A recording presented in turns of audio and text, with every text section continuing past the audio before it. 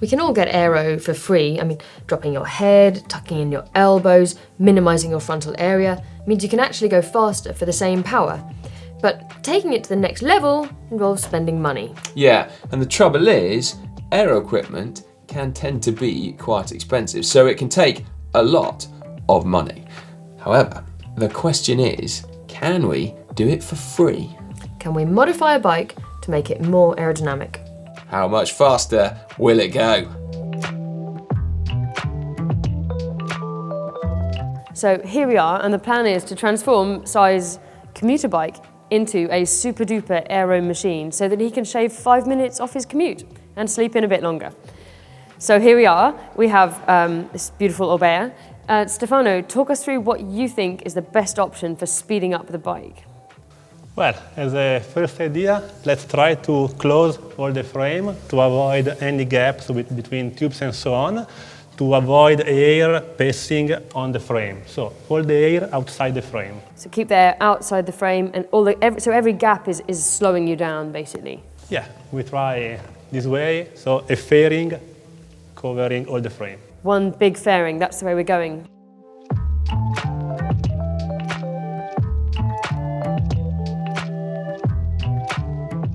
So what does our experiment involve? Well, we're going to try to use cardboard and duct tape to try to improve the aerodynamics of the bike.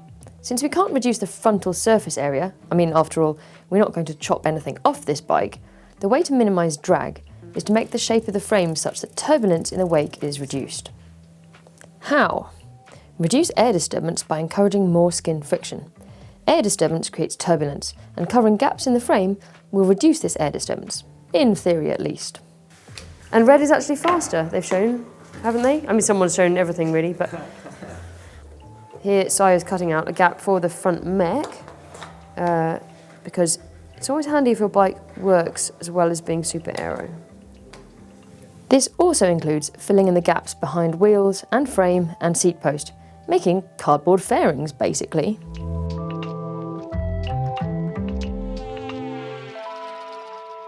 That's actually pretty good friction-wise.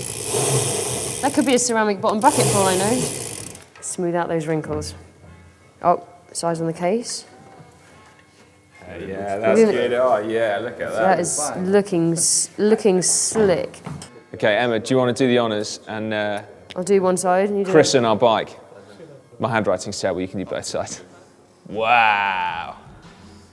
Now we're going fast. So, shall I get suited up then? And we'll give this a run before we tackle the wheels? Let's do it. Yeah, let's do that. You got me down again.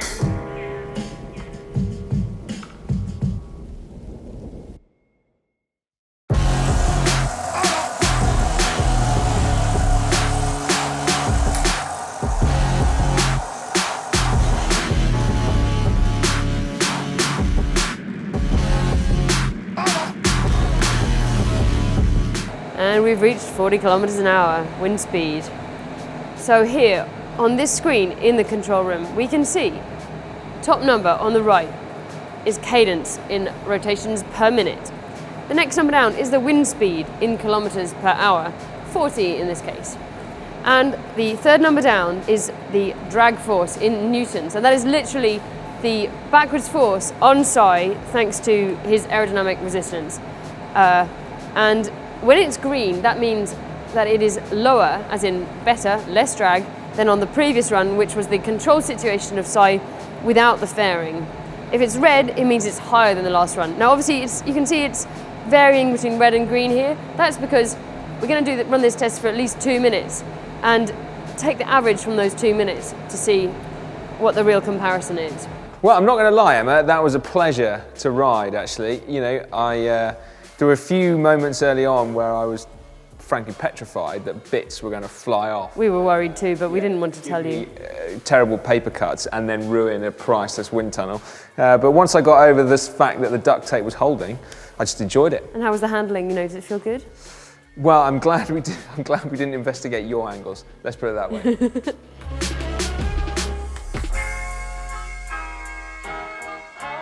Now the results of that first run were not terribly positive. I'm not going to lie. So we're bringing out the big guns. We're making a disc wheel, but we're making it for the front wheel, which may not do much for the handling of this bike, but we're hoping it's going to ace the wind tunnel.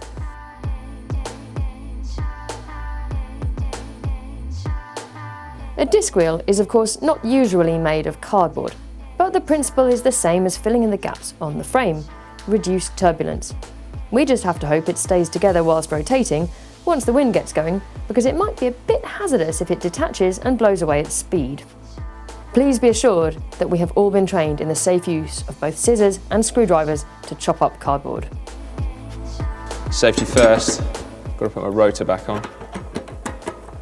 There is a slight problem here, of course. Even if this monster is more aerodynamic into a headwind, when you turn it so the wind hits it at an angle, known as a yaw angle, it would not necessarily be faster. That's why frame and wheel companies test their equipment at various different yaw angles, because in real life, there's often a crosswind. There's also the question of whether a bike like this, with a front disc wheel, would be rideable at all in any kind of crosswind. It's not often I get nervous on an indoor trainer. I'm mighty relieved to have got through that run with our homemade front disc wheel, which incidentally we do not recommend that you try at home. But the good news, at least I think, is that I saw a lot of green on my real-time screen, which I think means that we may have become more aero. I just don't know what went wrong. I mean, we invested so much time, effort, and duct tape. We've converted a beautiful Orbea Terra into what is effectively an unrideable monster, and we haven't saved any watts. I mean, what's gone wrong, Stefano? What have we done wrong? Well, it's hard to reply. Maybe cardboard is not the best to make an aero bike. Okay, I take your point. We should have a more aerodynamic rider. Yeah. Well, there was that. I could have maybe bent my elbows and we'd have saved 20 watts. But, I mean, all jokes aside, it's obviously very difficult and time-consuming and incredibly expensive to make an aerodynamic bike. But would we expect to save that many watts anyway if we had managed to do something? The research is going on, so we can save some of that. We should find out how. You said that I could be more aero. We could have a more aerodynamic rider. What can I do to save watts?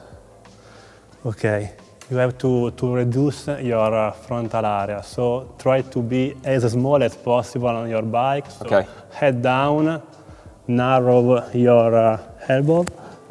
So as narrow as possible, and to reduce your frontal area. This is the best. Okay, so drop head, pull shoulders in, elbows in, and I can save. How many watts could I save, do you think, at 40 kilometers per hour?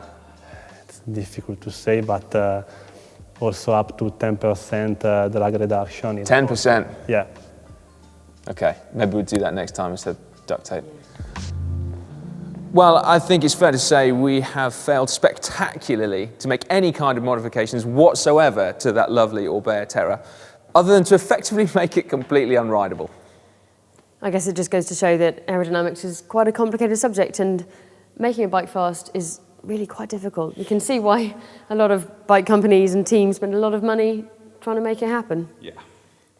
Yeah, right, now we do have to give a huge thanks to Politecnico Milano for having us, allowing us to use their wind tunnel, and also providing us with so much expertise, even if ultimately it was quite a futile effort. But yeah, they were absolutely brilliant. They were also very, very good at sticking cardboard down. Yeah, they were. Expert. Multi-talented guys.